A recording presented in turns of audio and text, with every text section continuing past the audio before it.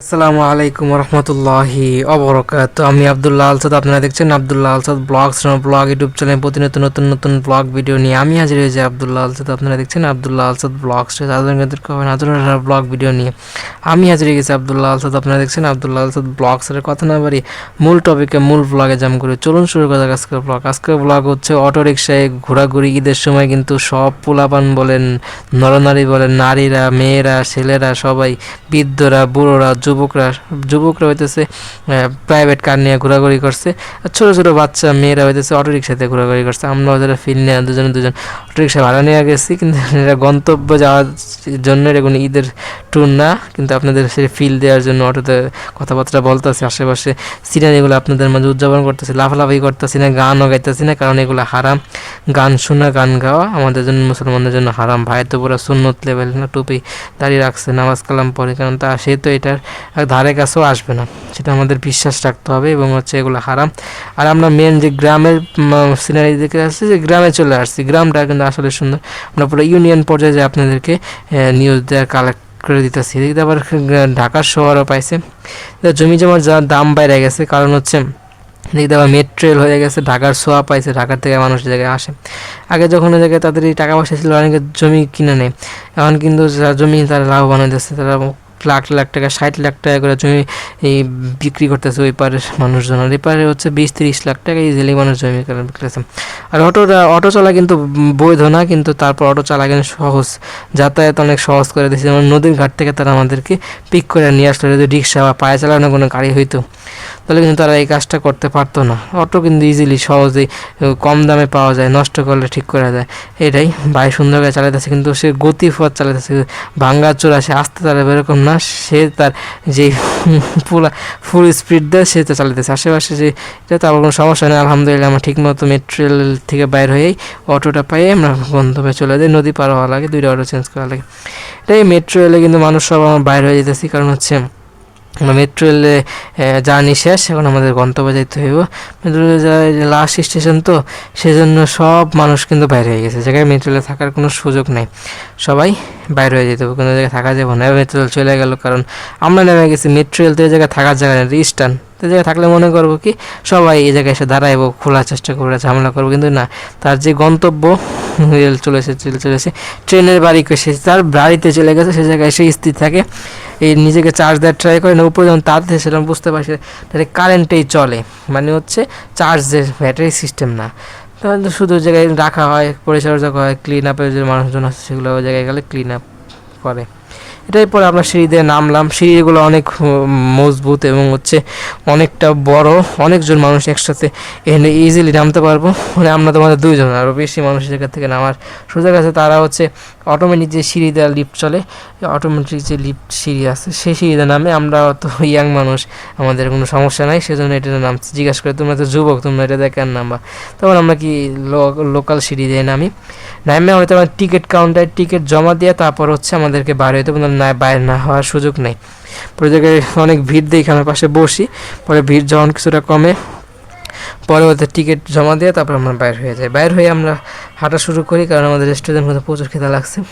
ওদিকে হাইটাই আমরা হয়ে যাচ্ছে অটো নেই, অটো নিয়ে আমরা এই জায়গায় আসি। হাইটাই রেস্টুরেন্ট খুঁজি, কারণ হচ্ছে প্রচুর খেতে লাগছে। অটোতে যাওয়ার সুযোগ নেই, থেকে বাস স্টেশনের পাশে যাওয়ার সুযোগ আছে। অটোতে আমার গন্তব্যে যেগুলো যেতে পারবো না, অনেক খরচ পর্যন্ত সময় লাগবে। বাসেই খোঁজাটাই আমরা বুদ্ধিমান আমাদের কাজ, সেটাই আমরা করি। আমরা দেরি করি না, বাস খুঁজে বাসে করে ব্যাক করে আসি। ভাই আমার মাঝপথে নামায় দেয়, ভাইয়ের গন্তব্য একটু দূরে, ভাই একটু দূরে যায়, বাসে করে যায়, তো একটু ঘুরে বেড়াতে বাসায় যাওয়া লাগে। আর এটা আমি ওঠার সময় মেট্রো যে নদী পথে নৌকা পার হওয়ার পরেই হাইটে আমরা উপরে উঠে অটো রিক্সায় যখন উঠবো, সে সময় একটা ময়লা জিনিস তার পায়ে লাগে, কারণ হচ্ছে জায়গায় মানুষ, লোকাল যে মানুষগুলো আছে, খাবার দাবার ময়লা পাবার জন্য পচা ধসা যা পায় সব এই নদীর পাড়ে না ফালায়। পাশে একটা হোটেল আছে, সেই হোটেলে সব ময়লা ধলা জিনিসপত্র সে নদীতে ফালায়। তারপর মানুষের পানি, যেগুলা নোংরা পানি মানুষ ইউজ করে পরিষ্কার হওয়ার জন্য, সে সব পানি নদীতে এসে ফেলায়। এই জন্য বাঁচতে থাকে সব মাছ কী করে মারা যায়। বাইরে ওঠার সময় বাইরের পায়ে কিন্তু নোংরা রাখলো। এগুলো আমাদের সবাই আমাদের মেন্টালিটি আসলে উন্নত করার দরকার। নদীগুলো আসলে নষ্ট করার কোনো মানে হয় না। মাছের দিকে তাকায় মায়া করেও কিন্তু আমরা নদীগুলো পরিষ্কার রাখতে পারি, সেগুলো আমরা না করে নদীগুলো ময়লা করি। এগুলো অনেক কিছু দিয়ে এগুলো করলে কিন্তু নদীগুলো আমরা সারা বছর মাছ পাইতে পারি, মাছ খেতে পারি। নদী পরিষ্কারের উদ্যোগ আমাদের সবাইকেই নিতে হবে। আর আমরা মেট্রো রেল থেকে নামতেছি, আর আমরা হইতেছে ফুটপাথ দিয়ে হাঁটতেছি। মেট্রো রেল কিন্তু উপর দেওয়া যায়, পিলার দিয়ে হইতেছে উপর দেওয়া যাচ্ছে। আমরা মেট্রো রেলের রাস্তার পাশে যে কিনার আছে, সেই কিনার দিয়ে হাইটটা আমাদের যে মেন গন্তব্য বা হচ্ছে মেন যে রেস্টুরেন্ট, সেটা খোঁজার ট্রাই করতেছি, যেটা আমরা পাই যাচ্ছি না। না পাই অনেকজনকে জিজ্ঞাসা করি যে এরকম রেস্টুরেন্ট কই ভালো খাবার আমাদেরকে সার্ভ করতে পারবে। পরে একজন আমাকে উপকার করে, হেল্প করে, যে বলে এইদিকে যান, ওই চিবার দিকে যান, সেদিকে আপনার ভালো একটা রেস্টুরেন্ট পাবেন। আবার পুনরায় একই ফুটেজে চলে আসলো, নতুনত্ব কিছু নাই। আজকে রাত চলে আসছে, এখনও সিস্টার এখন আসে না, আস্তে আস্তে লেট হতে পারে আজকে। আর ঝড় বাদলা শুরু হয়ে গেছে, বৈশাখী উৎসব শুরু হয়ে গেছে। এই ঝড় সামলায় আমরা কলেজ করছি, ইউনিভার্সিটি কেমনে কী করবো বুঝতে আসতেছি না, জানাইতে আসছে না, খোলা নাকি বন্ধ। রেজাল্ট দেওয়া বলছে, রেজাল্ট এতটা আমারই ভালো হয়নি, কিন্তু বৈশাখে আমাদের উৎসব হতে পারে। সেই উৎসবে ভাইকে ইনভাইট করেছে, ভাই তো কুইট করে ফেলছে। আমরাই ছোটো মানুষ, ছোটো ভাই হিসেবে কিন্তু আমরা কুইট করে ফেলতে পারি। ভাই যখন করছে, আমরা কী দোষ করছি, সেজন্য আমাদের আগ্রহ নাই, কিন্তু কিছু করতে হবে, 4 বছর তো পার করতে হবে। সেই হিসেবে কিন্তু আমরা জায়গায় পার করতেই পারি। আর এই জায়গায় আমি সব কাগজপত্র জমা দিই নাই, রেখে দিই সব, চাইও নাই, কিছু কিছু কাগজপত্র জমা দিছি, কিছু রেখে দিছি। আর আমাদের উপবৃত্তির জন্য আরও কিছু ইন ডিটেলস কাগজপত্র জমা দিতে হইতে পারে। তা এখনও কেউ চায় নাই দেখে আগ্রহ নিয়ে দিইও নাই। ইনশাল্লাহ যদি সামনে চায় তাহলে সেগুলো পরিশোধ করতে হবে। বায়োল একটা কোর্স করার জন্য সে জায়গায় গেছে, যেটা হচ্ছে জমি মাপা নিয়ে একটা কোর্স করা হয়, জমিভাবে কীভাবে মাপে যেগুলো ভালো করে। সে ভাই জানে, ভালোই জানে হালকা পাতলা, কিন্তু সাহস নিয়ে জমি যে মাপতে যাব সেটা হয়ে উঠতে পারে না। সেটাকে সাহস নিয়ে আরও জমি জমা মানে ফিল্ডে যায় জমি মাপার, এটা একটু নজরদারিতে আনতে হবে। অনেকে তাকে ডাকে জমি মাপার জন্য, সে ভয় পাওয়া যায় না, তাকে উৎসাহ প্রদান করতেছে ভাবি, তার সেটাই ভালো হবে। তারপরে শালিরাও চেষ্টা করতেছে উৎসাহ নিয়ে, এটা আমার মনে হতে পারে শালি আসলে যাত্রী, উৎসাহ নিয়ে সে জমি মাপতে চায়, ভালো একটা ইনকাম সে আর্ন করতে পারবে। কারণ হচ্ছে জমি মাপলে কিন্তু একটা জমি মাপলে 5,000 টাকা করে একদিনে ইনকাম, খুবই সহজ। ছোটো করে জমি যেটা মানে বড় বড় জমি, ছোটো জমি, ভালো একটা ইনকাম এই জায়গার থেকে নিয়ে আসা যায়। আর আমাদের আগে জমি মাপা নিয়ে অনেক গ্যাঞ্জাম চলছে এলাকায়, সবাই এখন সেপারেট হয়ে যেতেছে, আলাদা হতেছে, জমি জমা ভাগাভাগি করতেছে।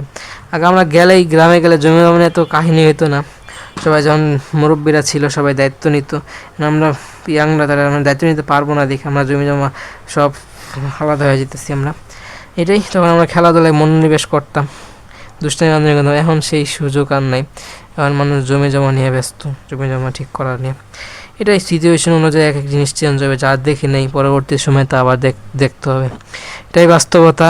ইনশাল্লাহ সামনের দিনগুলো যদি ভালো যায়, ঈদ মোবারক সব, ঈদ ভাবিকে নিয়ে, ভাই অনেক জায়গায় তো ইয়াং সময় ঘুরছে, এখন তো একটা মুরব্বী হয়ে গেছে, বয়স হয়ে গেছে, আলাবেলায় নামছে। আগে অনেক ঘোরাঘুরি করতো, বাসায় থাকতোই না।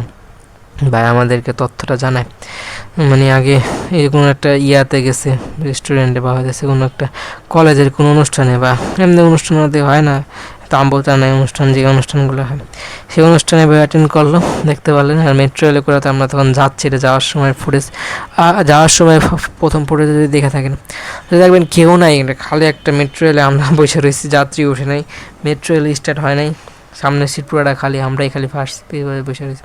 পরে ধাপে ধাপে মেয়ে আসে, ছেলে সবাই ভরে যায়। পরবর্তী আসার সময় মেয়ের পাশে, যাওয়ার সময় মেয়ের সাথে আমরা মেট্রো রেল জার্নিটা এন্ড করি। সিস্টার কখনো তার কোনো ঠিক নেই, দেরি হতে পারে, বৃষ্টি শুরু হয়েছে। আর পাশের মানুষ অনেকে ইগনোর করছে আমাকে, যে দেখাও ভালো করে, কিন্তু আসলে ঝামেলা করবে, এগুলো কেউ এরকম করেনি। অনেকের চোখের চাহনি দেখে বোঝা গেছে যে তারা বিরক্ত বোধ করতেছে, সেজন্য ভিডিওগুলো বেশি লং টাইম করিনি, একটু একটু করে এন্ড করছি। আর ব্লগ তো মোটামুটি এরকমই হয়, সামনে যদি সর্বোচ্চ আমার একটা ব্লগ করার মতো হইতো না। আগে বেশি করার কারণ হচ্ছে চ্যানেলের গ্রোথ ভালো না, ডেলি একটা করে দিতে হবে, পরবার থেকে সাবস্ক্রাইব বাড়ে না, ওয়াচ টাইম কিছুটা বাড়তেছে, সেজন্য লং করে বেশি বেশি করতেছে। আশা করে একটা ভিডিও যখন র্যাঙ্কে চলে যাবো, এগুলো সব পোস্ট করে তখন আমরা একদম অর্গানিক যেভাবে ভিডিওগুলো করি ব্লগ সেভাবে করব। আর সায়েন্স অ্যান্ড টেকনোলজিতে একটা দুটা করে কন্টেন্ট দিব, একদম রিয়াল ফিল্ডে যেয়ে ব্লগ করব। আর সে এভাবেই কন্টিনিউ করবো। ব্লগের শেষ পর্যন্ত লাইক করুন, কমেন্ট করে আপনার মূল্যবান মতামত শেয়ার করে আপনাদের বন্ধুদের মাঝে ব্লগটা সাবস্ক্রাইব করেন নাই, সাবস্ক্রাইব হয়েছে, সাবস্ক্রাইব করার পর সেটা বেল আইকন প্রেস করে অল করবেন, মূল্যবান মতামত সাপোর্ট করবেন, দোয়া করেন, বলতে ক্ষমা থাকবেন। মাস্ট সবাই ফোনে দিনে আল্লাহ পাক হায়াত বাড়িয়ে দেয়, সেজন্য দোয়া করবেন। বয়ে ওয়ান মাইকটা যাতে আল্লাহ পাক হায়াত বাড়িয়ে দেয়, সেজন্য দোয়া করেন। আমার জন্য সবাই মন খুলে দোয়া করেন, ভাইয়ের জন্য দোয়া করবেন, ভাই যাতে যেই দুর্বল একটা ঝুঁকির থেকে নিজেকে রিকভারি করার চেষ্টা করতেছে, দীর্ঘ হায়াত আল্লাহ নসিব করে। আমার আম্মার জন্য মাস্টলি দোয়া করেন। থ্যাংক ইউ সো মাচ দেখছেন, লাইক শেয়ার সাবস্ক্রাইব, ভালো থাকুন, সুস্থ থাকুন, আমার চ্যানেলের সাথে লেগে থাকুন। আসসালামু আলাইকুম রহমতুল্লাহি ওয়া বারাকাতুহু। ফোনে আল্লাহ পাক হায়াত বাড়াতে আমার জন্য সবাই মন